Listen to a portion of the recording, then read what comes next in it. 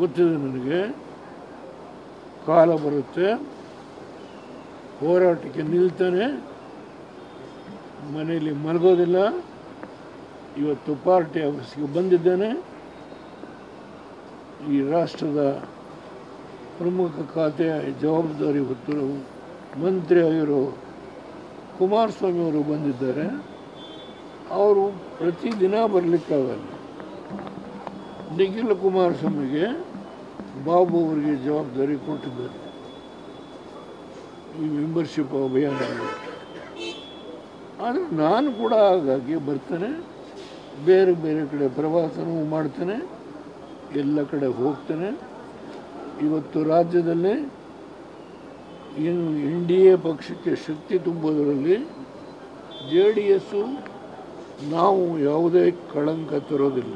Sir, ಕೊನೆ ಪ್ರಶ್ನೆ, ದೇವೇಗೌಡರು ಫ್ಯಾಮಿಲಿಯನ್ನ ರಾಜ್ಯ ಸರ್ಕಾರ ಟಾರ್ಗೆಟ್ ಮಾಡ್ತಿದೆ ಅಂತ ನಿಮ್ಗೆ ಅನ್ಸುತ್ತೆ ಸರ್? ರಾಜ್ಯ ಸರ್ಕಾರ ಯಾಕೆ? ಅನೇಕ ಘಟನೆಗಳಾಯಿತು. ನೀವೇನು ಮಾಡ್ತಾ ಇದ್ದೀರಿ? What the role? Fourth estate ದೇವೇಗೌಡರ ಮನೆ ಕಾದದ್ದೇನೆ ನಿಮ್ಮದು, ಅದೇ ತಾನೇ ಫೋರ್ತ್ ಎಸ್ಟೇಟ್ ನಿಮ್ಮ ಜವಾಬ್ದಾರಿ. ನೀವು ದೇವೇಗೌಡರ ಮಗಳ ಮನೆ ಹತ್ರ 3 ತಿಂಗಳು ಕಾದದ್ದೇ ನಿಮ್ಮ ಹೊಣೆಗಾರಿಕೆನ. ಈ ರಾಜ್ಯ ಹೇಗೆ ನಡೀತಾ ಇದೆ ಅನ್ನೋದಕ್ಕೆ ಸಾಕ್ಷಿನ. ಬೇಸರ ಮಾಡ್ಕೋಬೇಡಿ, ನೀವಲ್ಲ ಕಾರಣ, ನಿಮ್ಮ ಮಾಲೀಕರ ಕಾರಣ. ಕೆಲವರು ಯಾರ್ದೋ ಹಂಗಿಗೆ ಒಳಗಾಗಿ 3 ತಿಂಗಳು ದೇವೇಗೌಡರ ಮಗಳ ಮನೆ ಹತ್ರ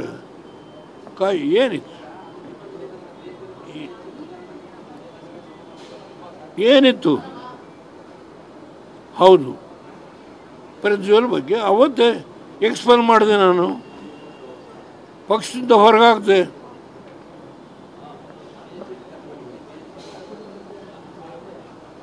ಪಕ್ಷದಿಂದ ಅವತ್ತೇ ಹೊರಗಾಗ್ದೆ. Command surrender. ಯಾವ ತಪ್ಪಿಗೆ ಶಿಕ್ಷೆ ಕೊಟ್ಟರೆ?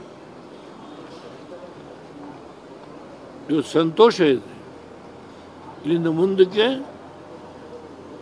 ನಾವೆಲ್ಲ ನಿಮ್ಮನ್ನೇ ನಿಮ್ಮ ಜೊತೆಲೇ ಓಡಾಡಿಕೊಂಡೇ ಕೆಲಸ ಮಾಡ್ತೀನಿ. ನೀವು ಕಾರಣ ಅಲ್ಲ. 3 ತಿಂಗಳು ಯಾರದೋ ಒಬ್ಬ ವ್ಯಕ್ತಿ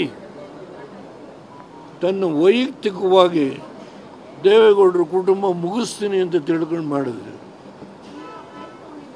ಅದು ಸಾಧ್ಯ ಆಗಲ್ಲ. ಲಕ್ಷಾಂತರ ಜನ ಕಾರ್ಯಕರ್ತರಿದ್ದಾರೆ, ಸಾಧ್ಯ ಆಗಲ್ಲ.